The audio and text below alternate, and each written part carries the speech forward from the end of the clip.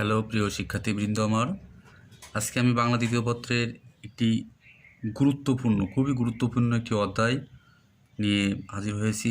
যে অধ্যায় থেকে বিভিন্ন প্রতিযোগিতামূলক পরীক্ষায় প্রশ্ন হয়ে থাকে। তো আমরা খুব সহজেই এই সম্পর্কে জানবো। সেটি হচ্ছে কি ধ্বনির পরিবর্তন, কিভাবে ধ্বনির পরিবর্তন সংঘটিত হয়।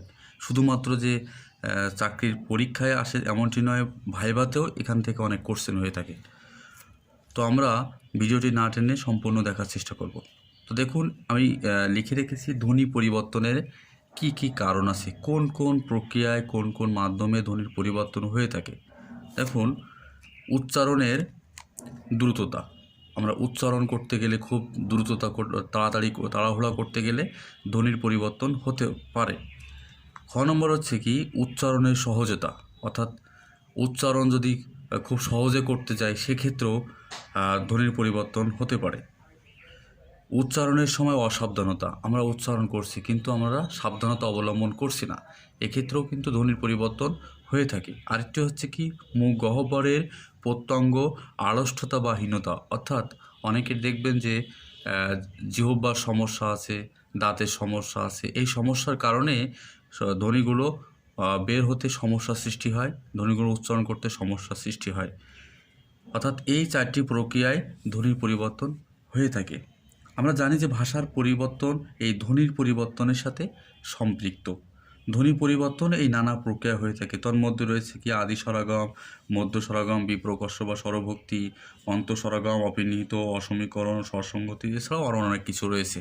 তো আমরা প্রথমত আজকে দেখব যে আদি স্বরাগম।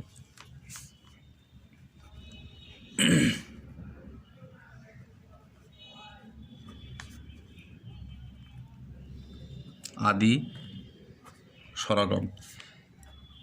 আদি স্বরাগমের ইংরেজিটা কি অনেক সময় পরীক্ষা আসে, যেমনটি দেখা গিয়েছিল 15তম নিবন্ধনের হাই স্কুলের পরীক্ষায়। এখানে এসেছিল যে আদি স্বরাগম অপিনিহিতর একটা উদাহরণ বলেছিল যে অপিনিহিতের ইংরেজি কী। তদ্রূপ আমরা পাশাপাশি এটাও জেনে রাখব যে আদি স্বরাগম এর ইংরেজি হচ্ছে কি প্রোথেসিস।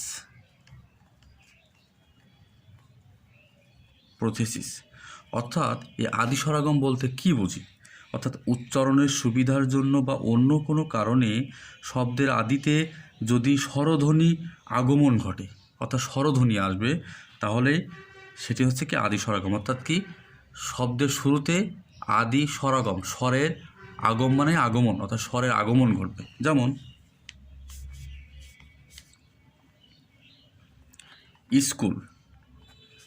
স্কুল থেকে যদি এই রস্বই, দেখুন স্কুল লিখলেও হবে, দন্তস্বয় কয়শূল স্কুল, অর্থাৎ এই রস্বই, অর্থাৎ এটা স্বরধ্বনি, এই স্বরের আগমন ঘটেছে। স্টেশন থেকে স্টেশন, এই যে রস্বই, এই রস্বইয়ের আগমন ঘটেছে। এরূপ রয়েছে কি আস্তাবল, আস্পর্ধা, এমন বর্ণগুলো আছে। অর্থাৎ শব্দের শুরুতে যদি স্বরধ্বনির আগমন ঘটে তাহলে আদি স্বরাগম। 2 নম্বর লিখতে পারি মধ্য স্বরাগম।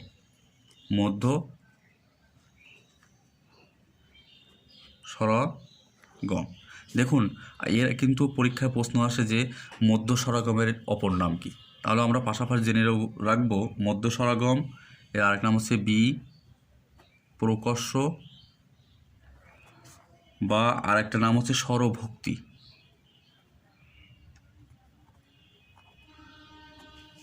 আমাদের কিন্তু এই স্বরভক্তির সাথে কখনো কখনো স্বরসঙ্গতির একই রকম মনে হতে পারে। আমরা এই জিনিসটা ক্লিয়ার রাখবো যে মধ্য স্বরাগম অর্থাৎ মাঝে স্বরের আগমন ঘটবে একই কথা, স্বরভক্তি অর্থাৎ স্বরের ভক্তি হবে কোথায়, অর্থাৎ ভক্তি সহকারে মাঝে বসতে দেব, অর্থাৎ মধ্য স্বরাগম। মনে করেন একজন অতিরিক্ত একজন গেস্ট আসছে, আমাদের 2 জন বসে আছি, অতিরিক্ত একজন গেস্ট আসছে, তাকে আমাদের মধ্যমণি করছে, অর্থাৎ কি মাঝে বসতে দিয়েছি ভালোবেসে। অর্থাৎ এই স্বরভক্তি, এই ভক্তি আর স্বরসঙ্গীতি কিন্তু আলাদা। স্বরসঙ্গীতি যখন পড়াবো তখন ক্লিয়ার হয়ে যাবে। আর বিপ্রকাশ্য এটাও কিন্তু এই মধ্য স্বরাগম। তাহলে এই মধ্য স্বরাগম মানে কি শব্দের মাঝে স্বরের আগমন ঘটবে। এর ইংরেজি হচ্ছে কি অ্যানাপথেক্সিস।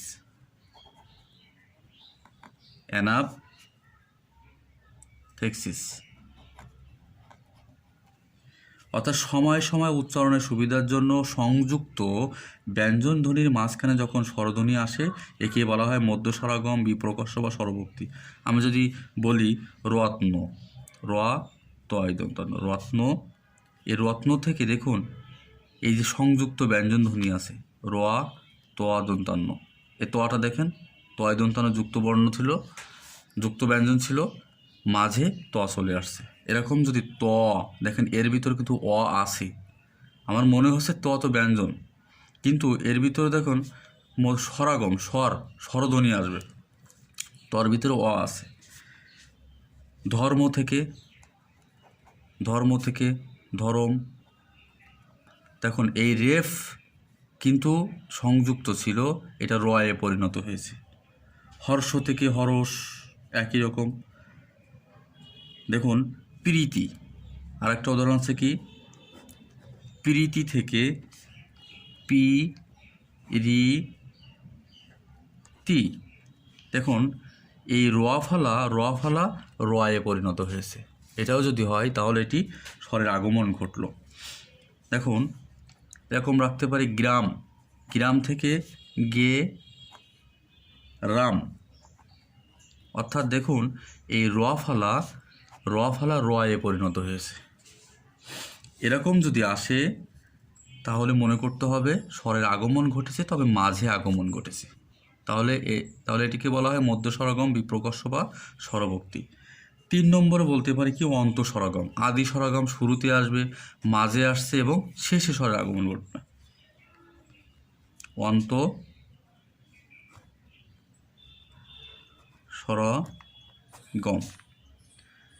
দেখুন এই অন্তঃস্বরাগম এর ইংরেজি আছে অ্যাপোথিসিস।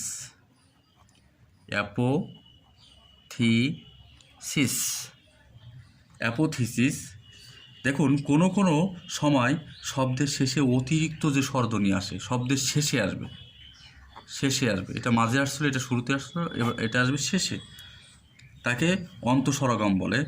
অর্থাৎ অন্ত মানে শেষ, স্বর আগমন, অর্থাৎ শেষে স্বরের আগমন ঘটবে। যেমন দিশ থেকে দিশা, দিশ শব্দটি ছিল আয়ের আগমন ঘটেছে আকারে।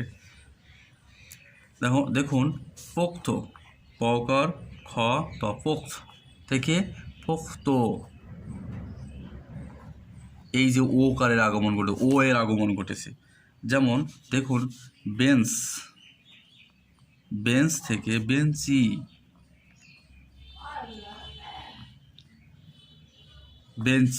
দেখুন রস্বই বেঞ্চি, আমার মনে হচ্ছে রস্বইকার তো মাঝে আসছে, এটা কিন্তু আসে না। আপনি টান দিয়ে দেখুন বেঞ্চ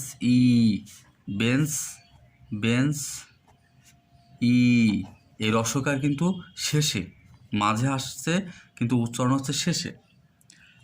এরকম যদি হয় তাহলে সেটি অন্তঃস্বরাগম হবে। আজকে এ পর্যন্ত।